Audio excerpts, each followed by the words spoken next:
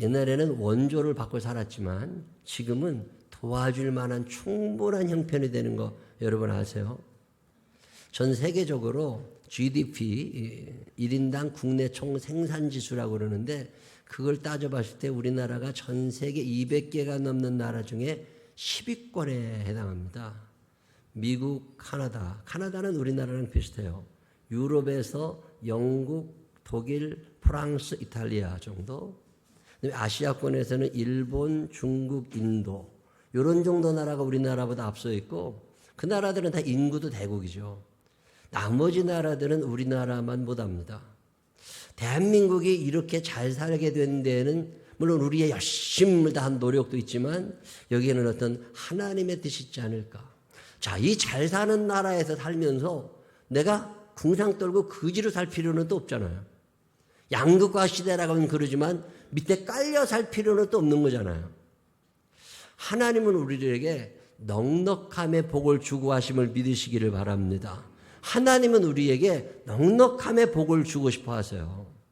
하나님은 우리 아버지시니까 아버지 하나님이 자녀인 내가 거지처럼 사는 거 원치 않으신다고. 근데 이게 익숙해지면 큰일 납니다.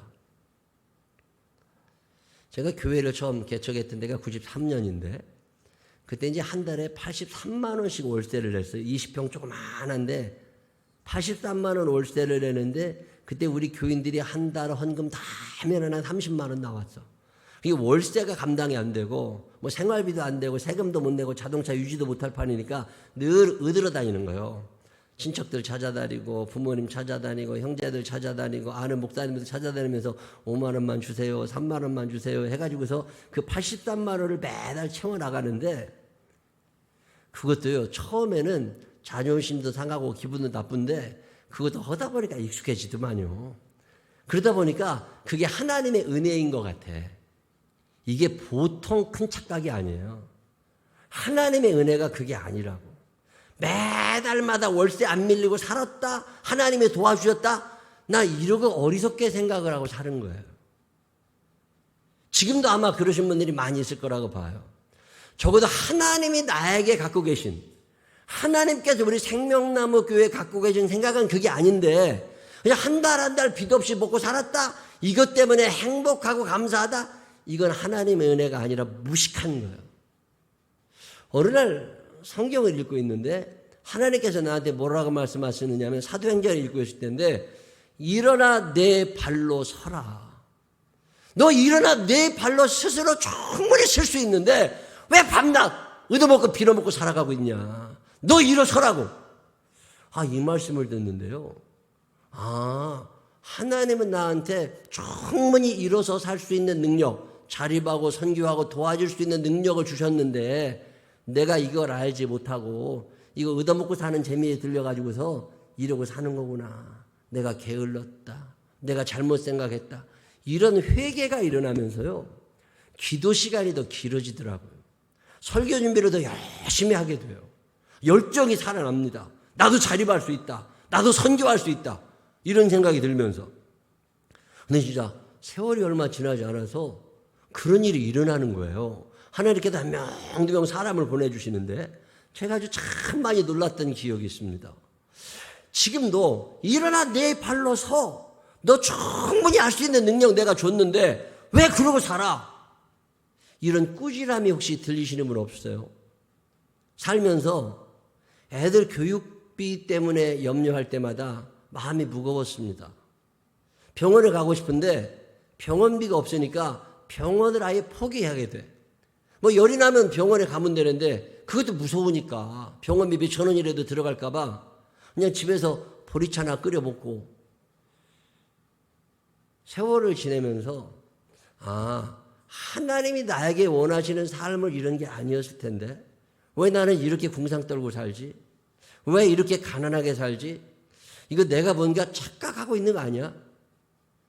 우리 교인들의 삶이 넉넉하지 못하고 그 개척교회에 나와 계시는 분들 다 어려운 분들이니까 그 어렵게 사시는 분들을 볼 때마다 그들을 위하여 기도하고 하나님 이렇게 살면 안 되니까 하나님이 주시는 축복을 받아 누리며 살게 해달라고 기도할 때 하나님께서 제게 주신 선명한 음성 지금은 너네 교인들이 가난하고 힘들고 너네 교회 부자들이 오는 건 아니지만 네가 기도하면 부자는 될 거다.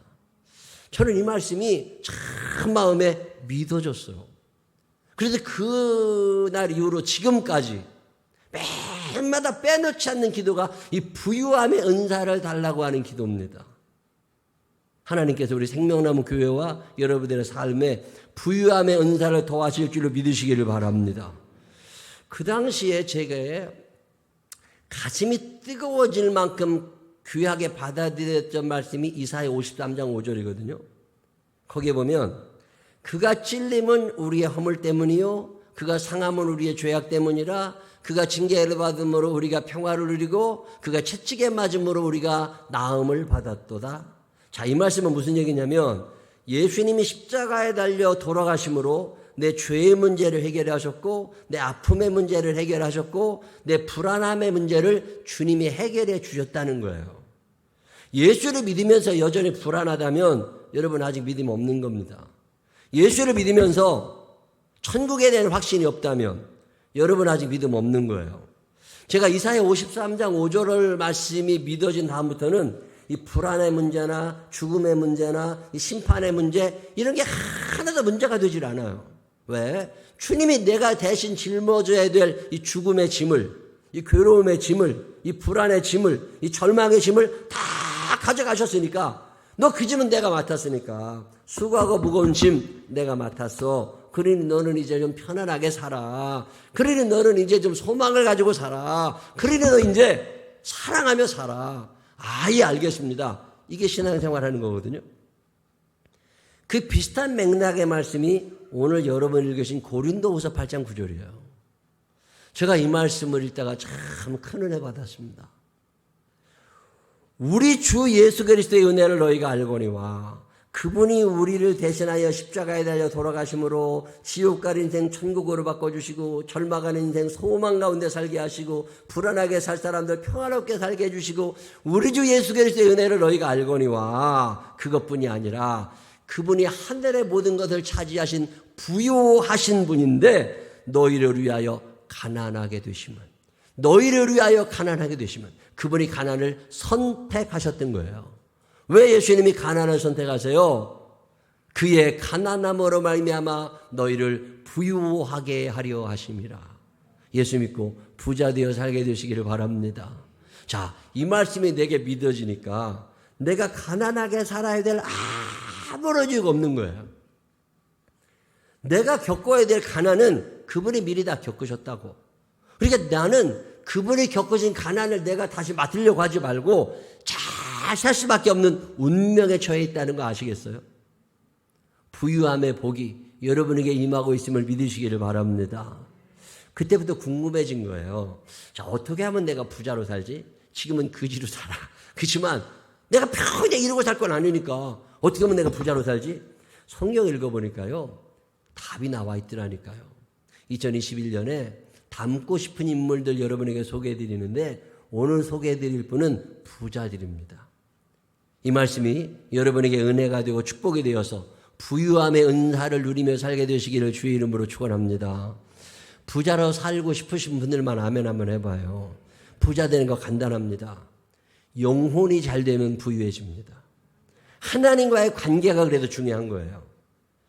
요한 3서 1장 2절 우리 여의도 순복음교회 조용기 목사님이 평생 외치신 말씀 중에 하나예요. 사랑하는 자여 내 영혼이 잘됨 같이 내가 범사에 잘되고 강건하기를 내가 간구하노라. 자, 범사가 잘되고 강건한 게 먼저가 아니라 영혼의 문제가 먼저라는 거예요. 시편 73편 28절에도 보면 하나님께 가까이 함이 내게 복이라고 그랬어요. 복의 근원이 그분이시잖아요. 복의 근원 강림하사 하나님이 복의 근원이시기 때문에 하나님하고 친하게 지내면 그분에게서 내게 복이 내려온다 그 말이에요. 하나님하고 친한 사람들 되시기를 바랍니다. 이 하나님이 싫어하시는 거, 죄 짓는 거 하나님이 싫어하시니까 그런 거 하지 말고 하나님이 좋아하실 만한 걸 하라는 거예요. 예배 드리는 거 하나님이 얼마나 좋아하세요. 예배 잘 드리고 거지 된다는 것도 기적이요. 예배를 잘 드려요. 예배 때마다 사모하면서 하나님 앞에 예배 드리고 기도 생활 잘하고 매일마다 하나님의 말씀을 읽어가고 내 영혼 관리를 잘하는 거죠. 하나님과 나와의 거리가 가까워져야 돼. 요한계시록 1장 3절에도 보면 이 예언의 말씀을 읽는 자와 듣는 자와 그 가운데 기록한 것을 지키는 자는 복이 있나니 때가 가까움이라. 자, 말씀을 읽었어요. 내가 말씀을 들었어요. 그 말씀을 지키려고 애를 썼어요. 그게 복이라는 거잖아요. 시편 1편에도 무슨 얘기예요? 복 있는 사람은 악인의 꾀를 따르지 아니하며 죄인의 길에 서지 아니하며 오만한 자들의 자리에 앉지 아니하고 오직 여호와의 율법을 즐거워하여 그의 율법을 주야로 묵상하는도다. 그는 시냇가에 심은 나무가 시절을 쫓아 과실을 맺으며 그 잎사귀가 마르지 아니함 같으니 그가 하는 모든 일이 다 형통하리로다. 자, 형통한 거 쉽잖아요. 하나님하고 친하게 지내고 하나님과 가까워지면 11주 예물 잘 드립니다. 감사 예물 잘 드립니다. 기도 생활 열심히 합니다. 열심히 살고 있습니다. 예배 잘 드립니다. 그게 그렇게 어려워요? 하나님은 우리를 부유하게 살게 해주길 원하시는데 우리가 그 복을 차고 사는 생각 안 해보셨어요? 이 세상은 내 힘으로 못 삽니다. 물고기 한 마리도 내 뜻대로 못 사는 거예요. 어제는 아침에 일찍 장지천 탄천을 걸어가는데 제가 일주일에 몇 번씩 거기를 걷거든요. 운동 삼아서 1시간 반쯤 걸려 열심히 걸어갔다 오면. 근데 어제 보니까 장지천에 물고기가 죽어서 붕붕 떴어. 아침에 일찍 이른 시간에 이게 웬일이냐. 누가 독국물을 탄 것도 아닐 텐데 수온이 올라가서 그런가. 그래서 동장님한테 전화했더니 장지동 동장님한테 카톡으로 사진 찍어가지고 이런 일이 우리 동네에 발생했으니까 이거 좀 빨리 좀 알아보시라고. 그랬더니 구청 관계자들하고 다 가서 확인을 하셨더라고 또. 그러더니 수온 상승으로 인해서 장지천에 있는 물고기가 400여 마리가 붕 떠가지고서 그걸 치워야 되잖아요. 근데 어제 저녁 YTN 뉴스에 나왔더라니까. 내가 신고한 거고. 그래가지고 내가 방송국에 신고한 건 아니지만 구청에다가 내가 연락했다니까. 그럼 만약에 그거 누가 집어먹어봐. 혹시 수온 상승의 원인이 아니라 다른 거라면 골치 아프잖아요. 이게 온도가 올라가니까 보통 힘들어지는 게 아니에요. 중국 광저우 거기는 1년 내릴 비가 하루에 다 내려가지고 난리가 났잖아요. 그 잘 사는 유럽이라는 나라도 그 유럽에 홍수로 200명 이상이 죽었습니다. 사람은 내가 열심히 산다고 잘 살 수 있는 게 아니에요. 최종 결재권자는 하나님이심을 믿으시기를 바랍니다. 미국 갤럽 연구 결과를 봤더니요. 미국 사람들 4명 중에 3명꼴로 10년에 한 번씩 어떤 큰 일을 겪는데요. 교통사고가 났다거나 자연재해가 일어났다거나 무슨 직장을 잃어버렸다거나 암에 걸렸다거나 그래가지고 내가 열심히 사는 것 같아도 결국은 아니라는 걸 깨닫게 되더라는 거예요.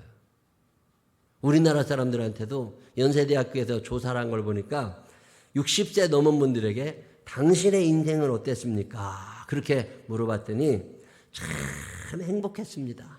이런 사람 몇 프로나 될 것 같아요? 6%. 나머지 42%는 뭐라 그러냐면 그럭저럭 살았습니다. 나머지 52%는 뭐라 그러는 줄 아세요? 환난 가운데 어렵게 살았습니다. 그게 오늘 우리의 인생이라는 거예요. 내가 내 마음대로 못합니다. 그래서 모든 것을 주관하시는 하나님과 친해야 삶이 행복하고 넉넉해집니다. 여호와께 가까이 가는 사람들 되시기를 바랍니다. 하나님을 가까이 하라. 그리하면 그가 너를 가까이 하시리라. 복의 근본은 그분에게도 출발합니다. 하나님과 친하며 영혼 관리에 성공하는 사람들 되시기를 주의 이름으로 축원합니다. 부자 되는 방법 간단하잖아요. 하나님하고 친하면 돼. 또 부자 되는 방법 중에 하나가 뭐냐면 하나님은 나를 부유하게 살게 하실 것이라는 믿음을 가지시기를 바랍니다. 자, 솔직히 말해봐요. 여러분의 자녀들이 거지같이 살았으면 좋겠어요? 잘 살았으면 좋겠어요? 부모들은 자녀들이 잘 살기를 바랍니다. 그건 본능이에요. 이 마음이 어디서부터 오는 거예요? 하나님의 형상대로 우리가 창조됐잖아요. 하나님의 마음이 그러신 거예요.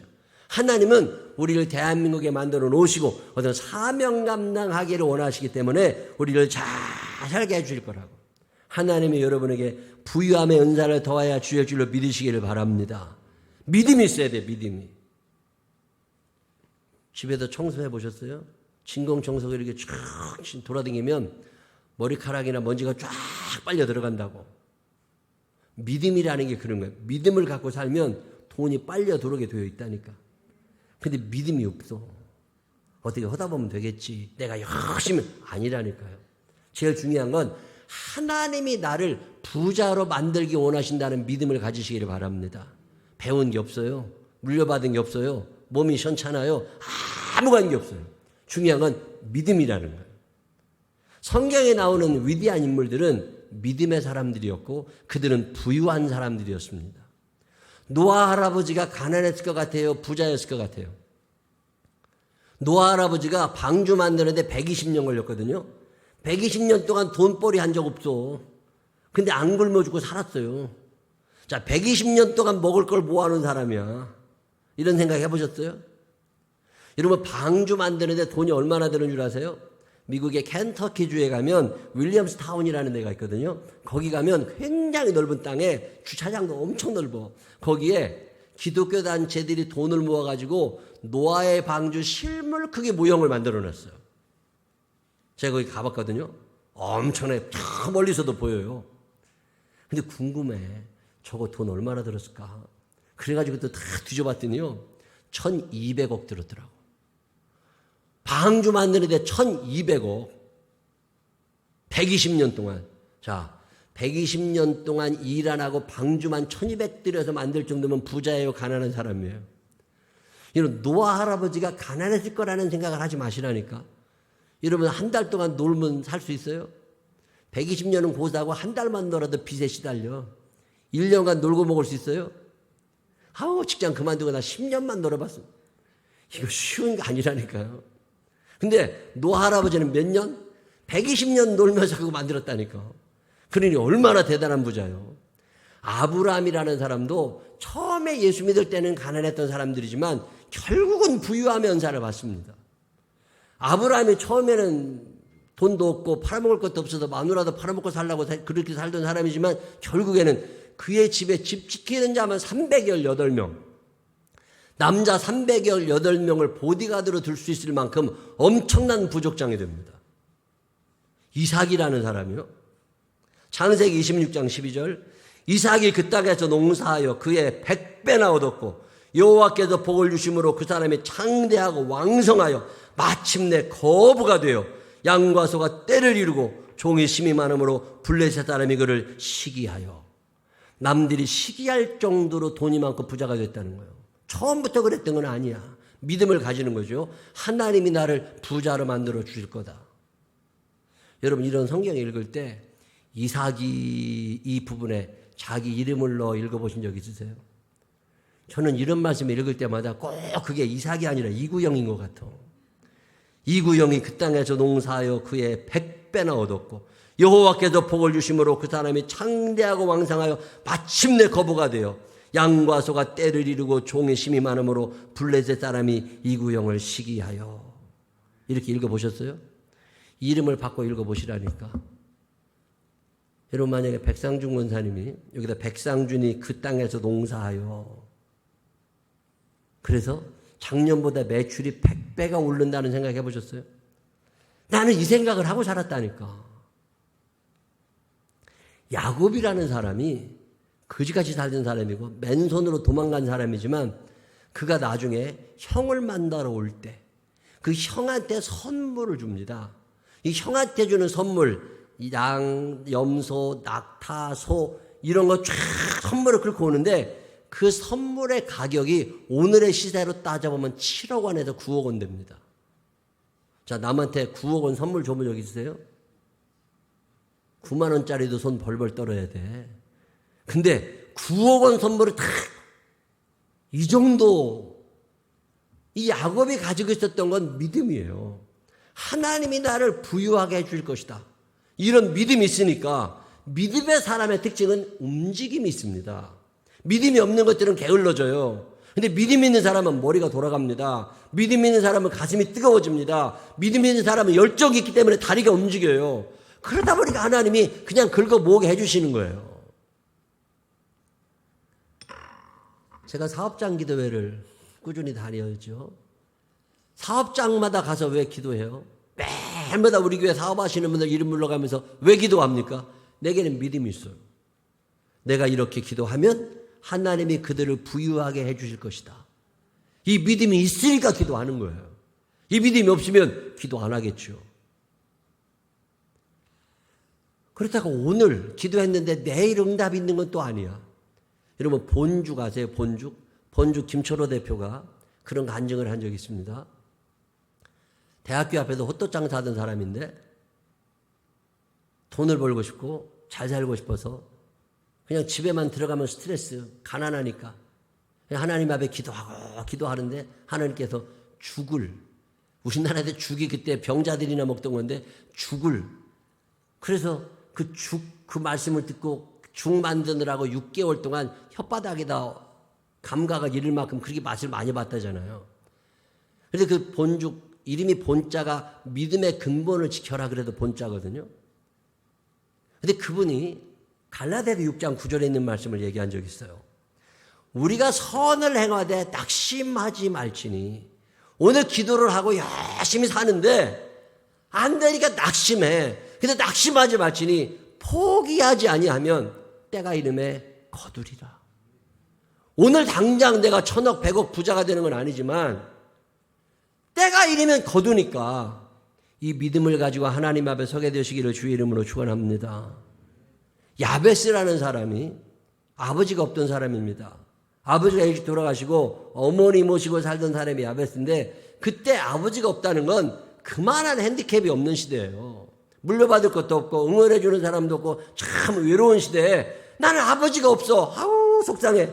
이게 아니라 나는 아버지가 없지만 하나님이 우리 아버지시니까 하나님이 나를 부유하게 해줄 거다. 원컨대 주께서 나에게 복에 복을 더하여 주셔서 나는 아버지가 없으니까 다른 사람들보다 더 많은 복을 허락해 주시기를 원합니다.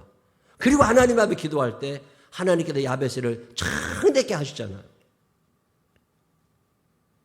하나님이 나를 부자로 만들어 주실 것이다. 하나님은 내가 부유하게 살기를 원하신다. 이런 믿음이 있으신 분들만 아멘 한번 해봐요. 저는 이 믿음이 있습니다.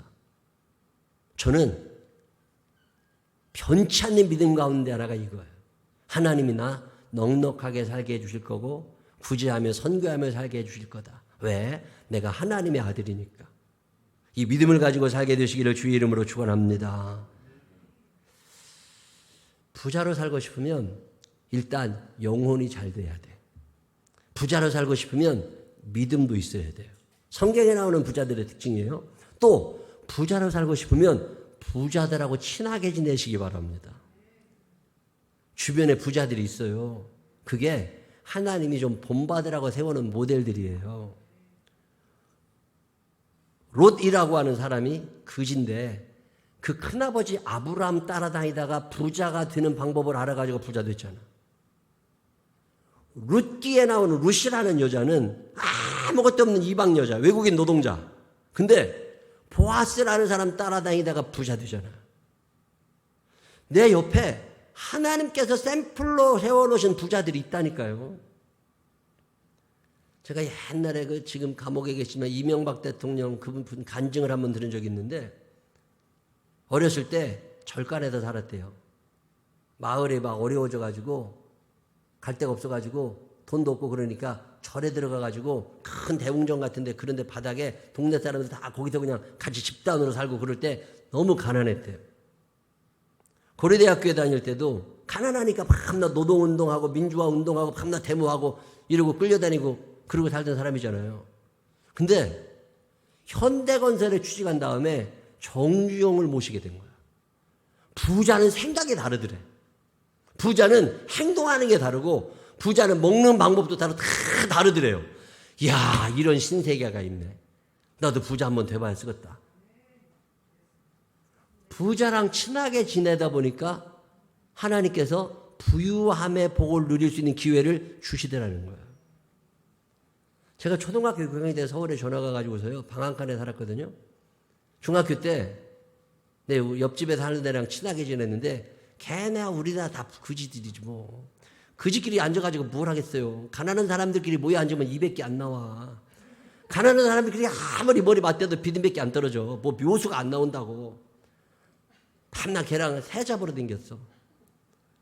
집에 쌀 마당에다가 몇 개 이렇게 떨어뜨려 놓으면요. 그리고 나서 그 위에다가 30cm 자 하나를 세워놓고 소쿠리를 얹어 거기다가. 그리고 또 자에다가 긴 끈을 달아가지고서 방에서 이렇게 보고 있으면 새가 찹쌀 먹으러 온다고, 쌀 먹으러. 그러면은 그 새가 바구니 안에 들어가면 자를 탁 당기면요. 소쿠리가 팍 떨어지면서 새가 잡힌다고. 새 구워 먹어보셨어? 그러고 사는데 한 번은 우리 어머니하고 아버지가 놀아도 좀 수준 있는 애들하고 놀고 배워도 좀 배울 만한 것들하고 놀아야지 밤낮 그게 뭐 하는 짓이냐고.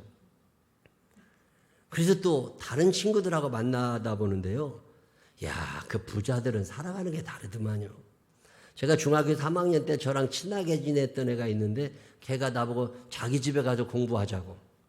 우리는 방앗간에 사니까 내 방이 어디 있어. 근데 자기 집에 가면 자기 방이 있다고. 그래도 걔네 집에 갔는데 와, 그때 3층 집에 살았어 걔가. 3층 집에. 걔네 집 마당에 정원이 있는데 거기에 악어가 살았어요. 엄청나게 부자죠. 가정부 방이 따로 있고 기사방이 따로 있었어. 1층, 2층, 3층에. 식구는 몇 식구 안 사는데 방이 더 많아. 방마다 침대가 들어가 있고 방마다 테레비가 있고 어마어마하더라고. 근데 부자들은요. 생각하는 게 다르더만요. 먹는 게 다르고 행동하는 게 달라.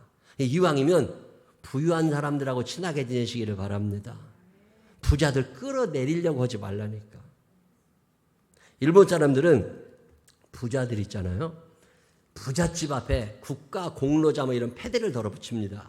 세금도 많이 내고 국가에 큰 기여를 했다고. 그러면 아버지와 아들이 그 집을 지나가다가 야, 이 집에는 이렇게 부자가 살아. 이분은 참 훌륭한 분이야. 나라를 위해 이런 공을 세워서 이러고 부자를 지켜 세워준답니다. 그러면 애들도 나도 부자가 될 수 있어.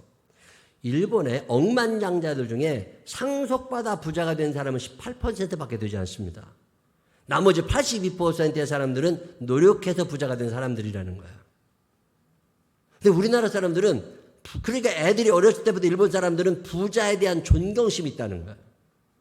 우리나라 사람들은 부잣집 옆에 지나가면 뭐라고 그래요? 나랏돈 떼먹은 놈이라고. 저거 세금 떼먹은 놈이라고. 저거 옛날에 전에 아버지가 매국노였다고 뭐 친일파였다고 맨날 이 집만 대대니까 애들이 부자 되고 싶지 않아. 그냥 엄마 집이나 팔아먹고 살고 싶어. 엄마 거나 뜯어먹고 살고 싶지. 애들 생각 자체가 틀렸다니까. 부모들의 교육이 끌어내리는 교육을 하는 거예요. 우리나라 사람들 통계를 보니까요. 부자가 되고 싶은 사람은 94%. 나는 부자가 되기를 원합니다. 94%. 부자를 좋아하십니까? 50%가 안 됩니다. 부자 좋아한다는 사람들이. 그러니 어떻게 부자가 돼요? 모순도 이런 모순이 없다니까. 여러분 주변에 부자들이 많이 있으면 얼마나 좋아요. 배울 것도 많고 친하게도 지내고. 제가 부자들하고 놀아보니까 그리고 목사님들 중에서도요. 좀 큰 교회 하시는 그런 분들하고 좀 같이 지내다 보니까 이게 매너가 다르더만요. 이렇게 어려우신 교회, 조그만 교회 목회하시는 분들하고 같이 놀다 보면 되게 무슨 갈등이 생기냐면 이 밥값 내가 내야 되는 거 아니야? 나도 돈도 없는데 콩나물 해잡고 10그릇을 시켜도 이거를 밥값 내기가 상당히 어렵습니다. 근데 넉넉하신 목사님들하고 만나잖아요. 밥을 먹은 다음에 비싸도 내가 한번 대접해드리고 싶어서 대접하려고 그러면 벌써 누가 냈어. 누가 냈는지도 모르게 다 밥값 내고 다니더라니까. 그래서 내가 그래 알았지. 이왕이면 놀아도 부자들하고 놀아야 얻어먹어도 참 좋다. 예를 들면 뭐 최성희가 있어요. 용인댁. 제 집이 용인이란 말이야. 용인댁이라고 그러지 용인 사모님이라고 안 해. 근데 강남은 사모님이라고 그러잖아. 무슨 댁보다는 무슨 사모님하고 놀아야 얻어먹을 때 덜 미안해. 그러잖아요. 여러분 주변에 하나님께서 보내주시는 부자들이 있어요 없어요? 있다니까. 그 사람들 끌어내리려고 하지 말고 친하게 지낼 수 있는 넉넉한 마음을 가지시기를 바랍니다. 이 대한민국 전체가 누군가를 끌어내려. 미국 에머리 대학교의 제임스 레이니 교수, 아주 유명한 분이죠. 주한 미국 대사를 지내신 분이에요.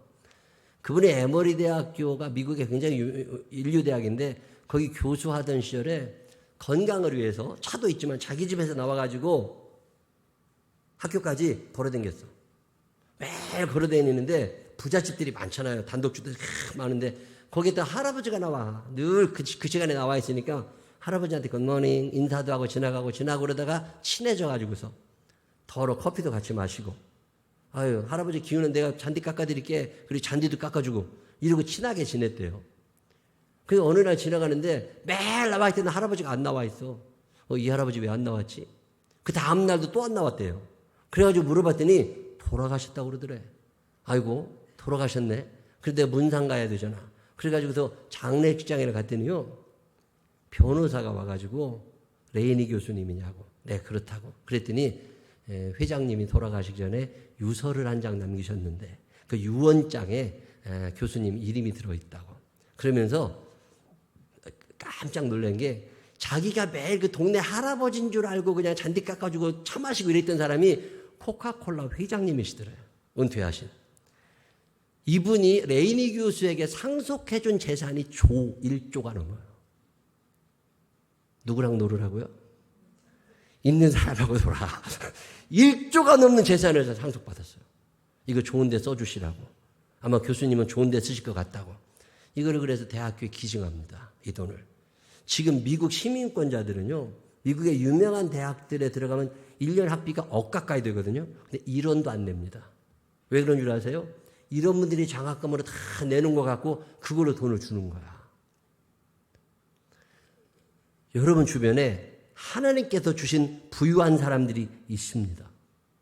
중국 같은 경우에요, 북경대학교, 청와대학교, 인민대학교, 복단대학교, 상해교통대학교, 저장대학교, 이 6개 대학에서 억만장자들이 제일 많이 나왔대요. 왜 그런가 봤더니 인맥이야. 그 사람들끼리 어울리는 거예요, 거기서.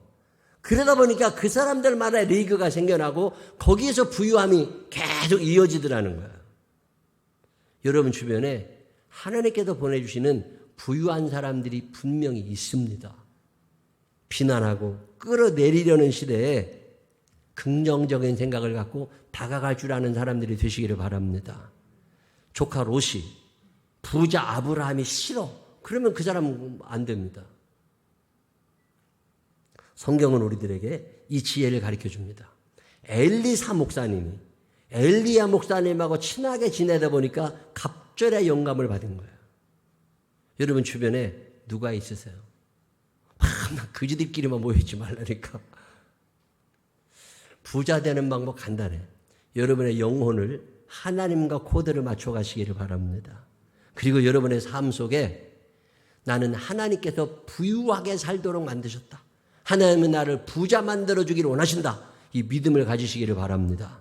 그러면 뭔가 달라져요. 그리고 하나님께서 여러분 주변에 이미 배치해 놓으신 좋은 본을 보일 만한 부유한 사람들 흉내내며 살게 되시기를 바랍니다.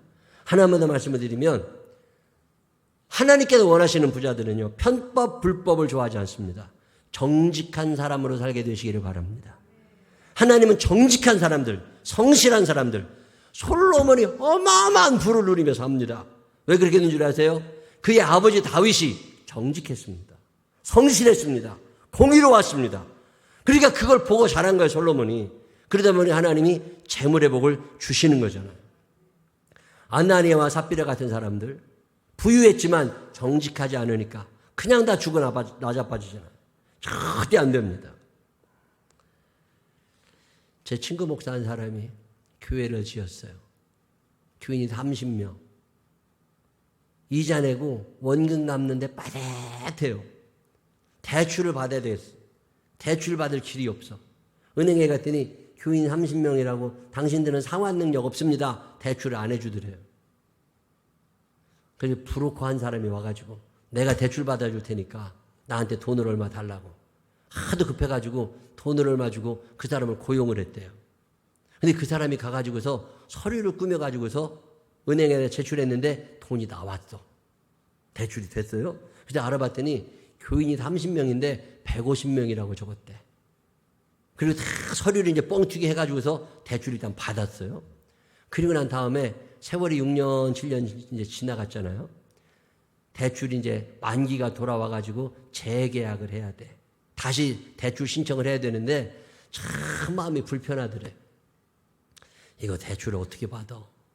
그래가지고서 고민하다가 그냥 교인 수 30명 솔직하게 적었대요. 그랬더니 대출 담당자가 전화가 왔더래. 목사님, 교회에 무슨 일이 있으시냐고. 몇 년 전에는 150명이었는데 어떻게 30명으로 교인이 줄었다고. 이렇게 하면 대출이 안 된다고. 교회에 무슨 큰일이 있으셨냐고. 그래도 내 친구가 그랬대요. 무슨 큰일이 있었던 게 아니고 내가 정직해졌다고. 그때는 정직하지 못했는데 이제 정직해졌다고. 대출이 안 나와도 망해도 정직해야지 안 되겠다고. 그동안 25명, 30명밖에 안 모였지만 이자는 잘 내고 그러고 살아왔다고. 그랬더니 대출 담당자가 그러시냐고. 그러더니요, 그분이 뭐 어떤 예수를 잘 믿는 사람인지 알았다고 그러더니 도장 몇 개 찍어가지고 대출이 연장이 됐대. 그 친구 얘기를 들으면서 이 변고보다 앞서야 되는 게 내가 정직해진다는 거. 그러면 하나님이 도와주시잖아요. 하늘의 문을 여시잖아요. 이사야 26장 7절의 말씀을 기억할 필요가 있습니다. 의인의 길은 정직함이요, 정직하신 주께서 의인의 첩경을 평탄케 하시도다. 잠언 14장 11절, 악한 자의 집은 망하겠고 정직한 자의 장막은 흥하리라. 하나님의 말씀이 사실인 줄로 믿어주시는 분들만 아멘 한번 해보세요. 저는 이 믿음 갖고 삽니다. 하나님은 나를 부자로 만들어 주실 거다. 지금 당장은 아니지만 때가 이르면 거둔다고 하셨으니까 이 믿음으로 나아가는 사람들 되시기를 바랍니다. 영혼이 잘 돼야 되니까 하나님이 원하시는 일을 하고 죄에서는 멀어지고, 내 주변에 하나님이 배치해 놓으신 부유한 사람들, 성경 속에 나와 있는 부유한 사람들을 내 모델로 삼아 갖고 살고, 어떤 경우에도 정직하게, 성실하게, 공의롭게 그렇게 살아가면서 하나님께 두시는 부유함의 은사가 우리 생명나무 교회와 교우들의 삶에 가득가득 채워져서 주신 사명 따라 구제와 선교가 넘쳐나는 믿음의 사람들 되시기를 주님의 이름으로 축원합니다. 기도하십시다. 하나님 아버지, 가난이 팔자가 아니라 게으른 거고 무지한 거고 믿음 없는 건데, 하나님 아버지, 주님은 우리를 통하여 주님의 일을 하기를 원하십니다. 부유함의 은사를 이미 허락하여 주셨습니다. 아멘으로 받아들이게 하셔서 뛰는 가슴으로 열심히 살아갈 수 있도록 인도하여 주시고, 하나님과 가까이 지내며 정직하게, 성실하게, 공의롭게 살게 하시고, 믿음으로 살게 하시고, 남들 깎아내리지 않게 하여 주시어서 하나님이 원하시는 아름다운 축복의 주인공들 되게 하여 주시옵시고, 내가 예수를 이렇게 믿었더니 하나님이 이렇게 축복하셨다고 간증하는 사람들 되게 하여 주옵소서. 축복하실 주님을 찬양하오며 예수님 거룩하신 이름으로 기도드렸습니다. 아멘.